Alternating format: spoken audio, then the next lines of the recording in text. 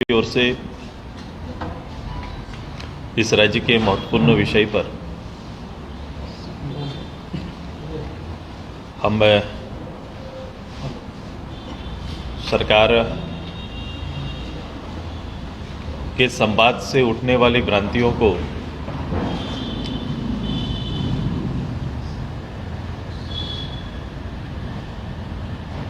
आदरणीय राज्यपाल जी के महोदय के माध्यम से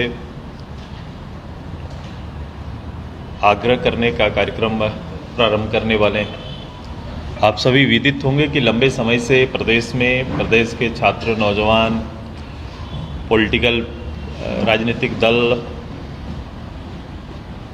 जातीय समूह, सामाजिक संगठन इस प्रदेश के स्थानीय नीति के संदर्भ में अलग अलग रूप से मांग करते रहे, आंदोलन करते रहे।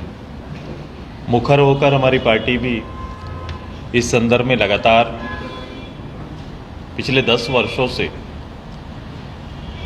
अलग अलग समय पर अलग अलग कार्यक्रम अख्तियार किया है और सरकार के संज्ञान में खुद भागीदार होते हुए भी लाने का प्रयास किया है। क्योंकि जो गवर्नमेंट अभी है, इस सरकार ने पिछले चुनाव में झारखंड जनमानस के सामने ये निश्चय लिया था कि हम आएंगे तो स्थानीय नीति को परिभाषित करेंगे और 1932 के आधार पर हम स्थानीय नीति लागू करेंगे।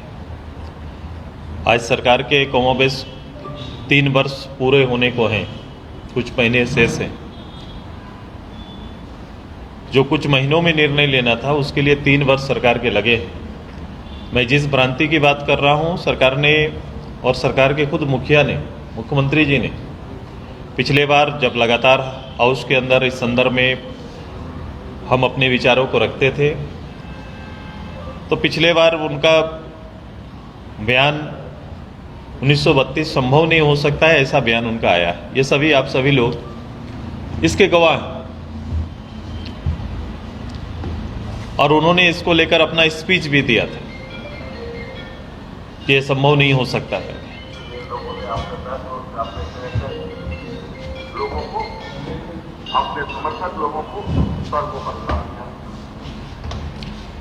उसके फुटेज है, उसके अखबार के कतरन भी हैं कि उन्होंने कहा कि भाई स्थानीय नीति नहीं बन सकती। एक फिर इस बार आपने देखा होगा कि हाउस के अंदर अनचाहे रूप से मुख्यमंत्री इस विषय पर आ जाते हैं और कहते हैं कि इसको हम करेंगे। मुझे याद है कि झारखंड मुक्ति मोर्चा की पिछली गवर्नमेंट थी, कांग्रेस के साथ एक सब कमेटी बनी थी और वो कमेटी का कोई रिजल्ट इसमें आया नहीं। मुझे ये भी याद है कि मेरे अध्यक्षता में भी कमेटी बनी थी जिसके मेंबर मुख्यमंत्री जी हुआ करते थे और उसके मीटिंग्स जो होती थी उसमें वो खुद नहीं होते थे, खुद नहीं आते थे। मैं उन पर नहीं जाता। लेकिन आज चूंकि 2 तरह की भ्रांतियां इस सत्र से पूर्व, एक दिन के स्पेशल सत्र से पूर्व मुख्यमंत्री का जो बयान था और इस बार का बयान में फर्क पड़ा है। फर्क किस लिए पड़ा ये आप सभी लोग जानते हैं और झारखंड के लोग भी जाना है कि अचानक इस तरह का बयान आया है। मैं उनके फर्क पड़ने के कारण पर नहीं जाता। मैं चाहता हूं कि ये राज्य के नौजवानों के लिए जो अवसर नौकरियों में, उनके लिए शिक्षण संस्थानों में, व्यवसाय में जो अवसर बनेगा, उस अवसर का लाभ यहाँ के नौजवानों को, स्थानीय लोगों को मिले, इसके लिए सुनिश्चित करें। स्थानीय नीति खतियन का आधार हो।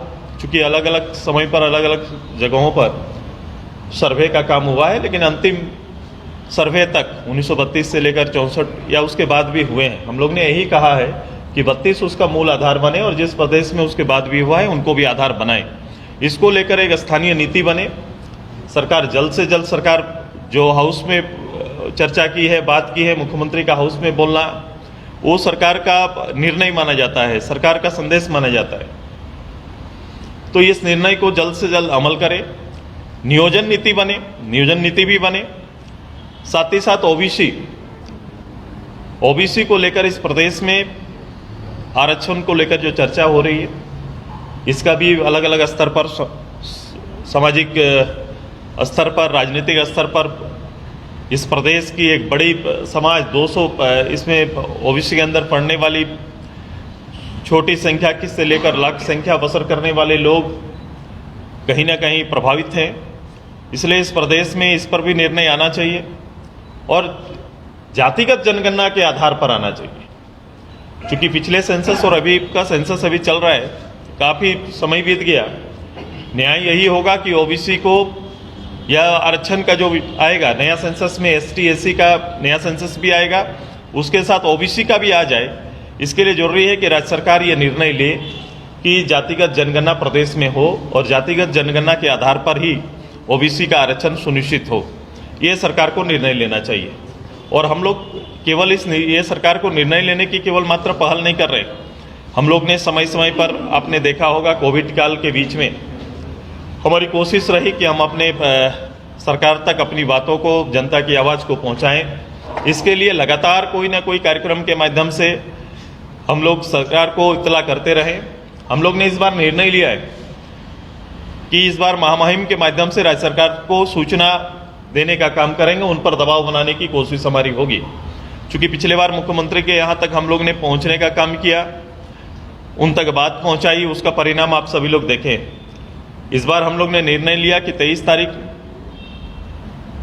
विनोद बिहारी महतो जयंती के दिन से लगातार 81 विधानसभा के लोग हजारों की तादाद में हर एक विधानसभा एक दिन रांची कूच करेगा। महामहिम तक पदयात्रा कर, महामहिम के यहाँ तक पदयात्रा करेंगे, उनको ज्ञापन देंगे और उनसे आग्रह करेंगे कि हाउस में सरकार के और बाहर भी कमिटमेंट किए हुए वादों को जल्द से जल्द पूरा कराने का दबाव सरकार के ऊपर डालेंगे। ये कार्यक्रम हमारा है और ये लगातार 81 विधानसभा के लोग लगातार आके लगातार ये कार्यक्रम हमारा चलेगा और इस कार्यक्रम को हम लोग आगे बढ़ाएंगे। हम लोग ने निर्णय भी लिया है कि जल्द ही एक शिष्टमंडल हमारा श्रीमती द्रौपदी मुर्मू राष्ट्रपति भारत सरकार के यहाँ पर हम लोग जाएंगे। चूँकि लंबे समय तक झारखंड में रहने का उनको अनुभव है और चूँकि हमारे प्रदेश बृहद प्रदेश का हिस्सा वो रही हैं, तो निश्चित रूप से यहाँ के मूल विषय सरनाकोड जैसे विषय पर हम लोग उनसे बैठ जाएंगे, बात करेंगे और उसका कैसे झारखंड के और इसके बाहर के प्रदेशों का समय बनाकर कैसे इसका रास्ता निकाला जा सके, इस पर भी चर्चा हम लोग करेंगे। ये महत्वपूर्ण जो विषय है, इनको लेकर पार्टी आंदोलन का स्वरूप अख्तियार की है और हमारी पूरी कोशिश होगी कि आर पार की लड़ाई के लिए पार्टी आगे बढ़कर निर्णायक लड़ाई की हो जाएंगे। जरूरत पड़ा तो ये कार्यक्रम के बाद जरूरत पड़ा तो प्रदेश में लोगों के साथ खड़ा होकर बंद का आह्वान भी हम लोग करेंगे। इसकी भी तैयारी हमारी चल रही है। सुदेश जी, आप जो मुद्दे गिना रहे हैं, चाहे वो 1932 को लेकर के हो, ओबीसी, जातीय जनगणना और सरना कोड की बात आपने कही, ये सारे मुद्दों पे जेएमएम भी जो है बात कर रहा है। मुख्यमंत्री खुद सदन में भी बोले। आपसे सवाल हम इसलिए पूछ रहे हैं कि बीजेपी की जो सहयोगी पार्टियां रही है और जो असुरक्षा का भाव उन लोगों के बीच में पल रहा है, चाहे बिहार पड़ोसी राज्य में देख लीजिए, महाराष्ट्र में शिवसेना का जो स्थिति है, तो आपके मुद्दे तो मिल रहे हैं जेएमएम के साथ, उस पर क्या आगे कोई राजनीतिक मतलब इस तरह? मैं रीजनल पार्टी के रूप में इस प्रदेश के लिए लड़ने और संघर्ष करने वाला दल आज है। मुद्दे जब भी जाएंगे, रीजनल लोगों का मुद्दा एक होगा, एक तरह का होगा। यहाँ की आवश्यकता होगी, चाहे महाराष्ट्र के रीजनल दल के लोग हो सकते हैं, साउथ के होंगे, उनका रीजनल मुद्दा रहेगा। क्षेत्रीयता पर हमेशा जोर और फोकस देते हैं, क्योंकि राष्ट्रीय निर्माण में कहीं क्षेत्र का विषय छूट ना जाए, इसका नेतृत्व करने वाले दल लंबे समय से देश की आज़ादी से चल रहा है और यथावत रूप से चल रहा है। हमारी कोशिश है अग्रणी एक राज्य का इस्टेब्लिश्ड पार्टी के रूप में और लंबा समय संघर्ष का एक अनुभव रखने वाला और नेतृत्व करने वाले दल का ये दायित्व बनता है कि राज्य के इशू के साथ वो आगे बढ़े। पॉलिटिकली वे प्लेटफॉर्म में हम निश्चित रूप से जिनके साथ हैं, ये अनुभव भी है उनके साथ, उनके कारण ही आप बोलेंगे कि लंबा समय तक जिस आंदोलन को, जिस झारखंड मुक्ति मोर्चा की बात कर रहे हैं, उन्होंने चाहते तो 93 में ये हो सकता था, संभव हो सकता था कि हमारा प्रदेश झारखंड निर्माण हो सकता था, लेकिन जब जब अवसर मिले हैं, झारखंड मुक्ति मोर्चा ने वोट की राजनीति की, नोट की राजनीति की। उन्होंने प्रदेश की भावनाओं का कदर नहीं किया, ना सम्मान किया है।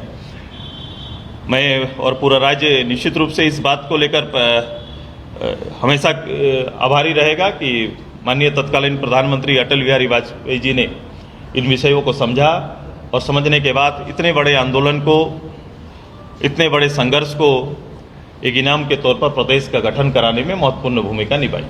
सर 1932 का खतियान की आप मांग कर रहे हैं, जब रघुवर दास ने 1985 के कट ऑफ डेट पर बनाया था खतियान स्थानीय नीति, तो आपने भी तालियां बजाकर उसका स्वागत किया। मुझे लगता है कि लोग और जानकारियां थोड़ा कम रखते हैं। आपको ये पता होना है कि इस विषय पर 1932 को लेकर हमारी सरकार के खिलाफ में सड़क पर हम उतरे, ये भी दिखाई देना चाहिए। हमारे सरकार के प्रतिनिधि हमारी सरकार के खिलाफ में हम लोग गवर्नर हाउस तक गए, ये भी देना चाहिए। हमने सरकार को लिखित रूप से आज तक प्रदेश में किसी दल ने, अगर ऐसा संभव है तो ये प्रश्न बनाइए और पूछिए कि लिखित रूप से किसी दल ने अभी तक, चाहे वो ऑल पार्टी मीटिंग हो या किसी भी प्लेटफॉर्म में आकर स्थानीय नीति कैसी हो, जब सरकार ने ये कहा कि नीति पर राज्य की पार्टियां अपना प्रस्ताव दो, अकेला सिंगल पार्टी हमारा है जिसने अपना प्रस्ताव को लिखित रूप से बनाया। सर इसमें एक चीज़ है, 1932 में भी बहुत सारे भ्रम है। मसलन जैसे कि आप बोल रहे, जैसा अभी पूछा इन्होंने कि 1985 को लेकर रघुवर दास के टाइम में कट ऑफ हुआ। झारखंड मुक्ति मोर्चा के साथ भी यही है, सीएम ने कुछ कहा पहले विधानसभा के भीतर, अब वो किसी और पे स्टैंड ले रहे हैं। भारतीय जनता पार्टी के साथ आपने वो खुल के बोल नहीं रहे कि 1932 की जो है कट ऑफ होना चाहिए। तो ये जो भ्रम है, इस भ्रम से जनता के बीच मैसेज क्लियर नहीं जा पा रहा है कि आजसू क्या जा रहा है, बीजेपी क्या जा रही है। या आप पहुंचा नहीं रहे। मैं बड़ा स्पष्ट कर रहा हूं, अब पहला दिन से सुदेश महतो के किसी वॉइस में कोई फर्क नहीं पड़ा है, कभी भी कोई अंतर नहीं देखे होंगे, चाहे वो 2010 में हो में हो। मैं जब जो साल से 20 साल से मैं सक्रिय राजनीति में हूँ, सरकार में नहीं, सक्रिय राजनीति में हूँ। मैं एक दल का नेतृत्व कर रहा हूँ, कभी भी स्थानीय नीति को लेकर, स्थानीय लोगों के बाद नियोजन को लेकर, राज्य के वो सारे ज्वलंत विषय जिसकी आवश्यकता का मुझे बोध है, मैं उस संदर्भ में हमेशा मेरा बड़ा स्पष्ट रहा है और एक नीति पर हम लोग चल रहे हैं और उसी नीति को आगे बढ़ाने की कोशिश कर रहे हैं। बीजेपी को कहेंगे आपके साथ है इस मुद्दे पे? आपने कभी सुना होगा कि उन्होंने इसका विरोध किया? नहीं, खुल गए तो नहीं। वो उनके पार्टी का अपना ये हो सकता है, किनके सहयोग करने से, जैसे भारतीय जनता पार्टी के साथ जो संबंध कर रहे हैं उसी तरह कांग्रेस का भी संबंध है। कांग्रेस कितना आगे बढ़ के बात कर रही है, राजद कितना आगे बढ़ के बात कर रही है, कभी पूछा आपने उनको? एक सवाल है कि सदन में आप मौजूद थे जिस दिन मुख्यमंत्री विशेष सत्र के दिन, उन्होंने कहा कि 1932 लाएंगे और उस दिन जब बोल रहे थे मुख्यमंत्री तो उन्होंने कहा कि भाई आप लोग जो हल्ला कर रहे हैं बीजेपी को टारगेट करके कर रहे थे, हम लोगों ने सरला कोर्ट का प्रस्ताव भेज दिया है। आप चूंकि खुद बोल रहे हैं कि राष्ट्रपति से मिलकर के हम लोग हम बीजेपी क्या इस स्टैंड, ये प्रश्न उनके लिए हो सकता है। मेरा स्टैंड भी स्पष्ट है सारना कोर्ट को लेकर, हम उसके पक्षधर हैं और हम लगातार, मेरे विधायक आज अभी नहीं रहे, आदरणीय कमल किशोर भगत जी हाउस के अंदर मुखर होकर इस विषय को सर्वप्रथम, जब ये लोग आगे नहीं आए थे, जब झारखंड मुक्ति मोर्चा के दल के लोग भी इस विषय में आगे नहीं आए थे, तब से हमारी पार्टी आगे बढ़कर इस पे पहल कर रही है और हम लोग इस पे बात कर रहे हैं। अच्छा दादा, जो लोग पैदल चलेंगे, जो बता रहे हैं आप 1000 की संख्या, वो क्या पैदल आएंगे वहाँ अपने इलाके से रांची तक? नहीं, वो लोग वो हर विधानसभा का लोग यहाँ पर रांची पहुँचेंगे और यहाँ पर पदयात्रा करके महामहिम तक पहुँचेंगे और वहाँ पर एक सभा होगी और सभा के बाद मुख्यमंत्री को ज्ञापन दिया जाएगा कि मुख्यमंत्री ने जो आह्वान किया है या कमिटमेंट उनका है जो 30 महीना बीत गया उसके बाद भी पूरा नहीं हुआ है, इसलिए आवश्यक है कि वो कमिटमेंट को पूरा कराने का पहल कराएं। हर विधानसभा से अलग अलग दिन आएंगे, ये लगातार रहेगा ताकि सरकार के ऊपर इस बात का प्रेशर बना रहे कि लोग की इच्छा, लोग की भावना आपके दरवाजे तक आएगी। 23 तारीख से शुरू होगा। मैं आज खेल नीति आ रहा है सरकार का, खेल नीति आ रहा है और ये आप सभी लोग जानते हैं कि 2020 में इसका प्रस्ताव प्लेटफॉर्म तैयार हुआ था। 2020 में भी सरकार ने इसी प्लेटफॉर्म तैयार किया, 2 वर्ष लग गए, देर से आए। खेल नीति आएगा, खेल नीति को अगर अप्रत्यक्ष रूप से थोड़ा देखने का मौका मिला है, बाकी शाम को आपको दिखाई देगा। होना ये गवर्नमेंट को चाहिए कि इंफ्रास्ट्रक्चर की सुरक्षा, पहले खेल और खेल की नीति में जो भी पहल करे अपने इंफ्रास्ट्रक्चर को बिल्ड करना चाहिए, विकसित करना चाहिए। राज्य के खेल की संभावनाएं बहुत है, लेकिन आवश्यकता है कि उसको सेकंड सब्जेक्ट ना सोचा जाए। बजटीय प्रावधान ही इशारा करता है कि आप खेल को किस रूप में देख रहे हैं। सबसे ज़्यादा जरूरी है कि अगर आपने खेल को प्राथमिकता देना है तो खेल के बजट को बड़ा करिए। खेल में कोई पदाधिकारी कितने हैं, खेल के में पदाधिकारी उसके पोस्ट कितने हैं, पोस्ट में कैसे लोग बैठे हुए हैं, ये भी इशारा करता है। तो सबसे ज़्यादा जरूरी है कि उसके बजट के पार्ट को देखिए, उसमें बजटीय प्रावधान नहीं है। खिलाड़ियों के लिए निश्चित रूप से आप कुछ पहल करेंगे, लेकिन तुलनात्मक जैसे कॉमनवेल्थ गेम का ही बोल रहे हैं, अभी मेरे 100% रिजल्ट दिया। इधर से 7 लोग भाग लिए, 7 लोग किसी न किसी गोल्ड सिल्वर के भागी रहे हैं, और वो लोग यहाँ पर आए, वापस आने के बाद दूसरी सरकारों ने कॉमनवेल्थ में भाग लेने वालों के लिए करोड़ों का इनाम दिया है, जो भाग लिए उनके लिए करोड़ों का इनाम दिया। हम अभी भी रिपीट कर रहे हैं कि 10 लाख का इनाम उनको मिलेगा बोल के। इससे प्रोत्साहन मिलेगा कि हरास होगा, इसको देखने और चिंता करने की बात है। जे मैदान होप ऑटो के नाम पर मैदान बनाने की निर्णय लिया था गवर्नमेंट ने, उसका क्या हुआ उसको भी देखना चाहिए। होप ऑटो का कौन सा मैदान, मैं आज मॉर्निंग मैं होप ऑटो के अपने जो गृहस्थल है उनके नाम पर मैदान बनाया गया, उसकी मैंने कॉपी अभी मंगाया, उसकी फोटो मैं आपको दिखाऊंगा। उस मैदान का हालत क्या है कि मैदान के भीतर ट्रैक्टर चलता है, झाड़ियां बनी हुई है। आप कोई काम करेंगे उसके पीछे लगना पड़ेगा। आप कोई निर्णय लेते हैं, निर्णय लेने के बाद अगला निर्णय की ओर चले जाते हैं। गवर्नमेंट का यही रहता है। आपने पर्यटन नीति लाया, आपने उद्योग नीति लाया, इन दोनों का क्या हुआ? पेट्रोल पर आपने भेड़ जब घटाने की बात की तो 25 रुपया आपने कहा कि हम यहाँ के लोगों का माफ करेंगे, उसका क्या हुआ? इन सभी नीतियां आएंगी, नीतियों पर नियत क्या है ये स्पष्ट होना चाहिए। नियत स्पष्ट रहेगा तो उसके पीछे पड़ेंगे, काम होगा, तब काम और रिजल्ट आ सकता है। इसलिए खेल को नीति में सबसे पहला करना है, इसको अतिरिक्त विषय समाप्त करके मूल विषय में लाइए। जितना पीडब्ल्यूडी को समझते हैं, जितना खान को समझते हैं, उसी तरह खेल को जिस दिन समझना राज्य सरकार प्रारंभ करेगी, निश्चित रूप से नेचुरल जो गेम है मेरा स्टेट का, उसमें फर्क पड़ेगा।